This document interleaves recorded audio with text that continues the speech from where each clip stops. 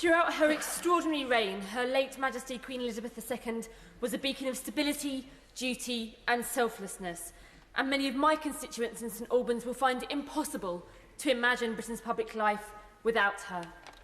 On a personal level, I met the Queen a number of times when I worked in Commonwealth affairs trying to advance democracy and human rights. The Queen wasn't just a constant, but a few times a year she was literally part of the day job. Commonwealth Heads of Government meetings, Commonwealth Youth meetings, the annual multi-faith, interfaith Commonwealth Day service and reception. The Queen and Commonwealth were inseparable, the only modern intergovernmental organisation like it. Each year, we Commonwealth Secretariat staffers used to love celebrating the diversity of the Commonwealth on Commonwealth Day, but sometimes it was slightly surreal. The annual Commonwealth Day reception at the Secretariat was rumoured to be the only event in the Queen's diary where she didn't know who she was going to meet. There was no official line-up, it was all organic, not organised, and there was no protocol on ordering people and guests by rank or into different rooms.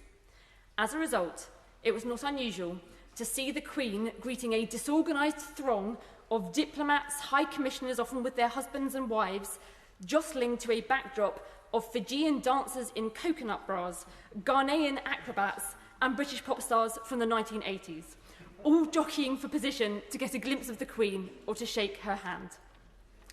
On another day, I was tasked with taking a group of dignitaries to Buckingham Palace for an audience with Her Majesty. One such dignitary had just got a new smartphone, and he was particularly keen on telling all the other group members about the merits of this phone in spectacular levels of detail. When we arrived at the palace, we were all told, quite rightly, to turn our phones onto silent and to put them away.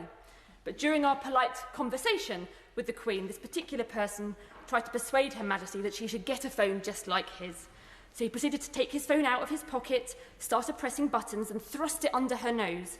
And he plucked up the courage to say, "Your Majesty, I think you should get a phone like mine." We all stood there, stunned in silence, and he just said, "Who do you expect me to text?"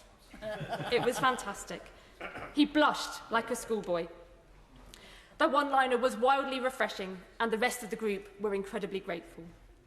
I know that so many people who have met the Queen have many memories and stories to share, including many of my own constituents.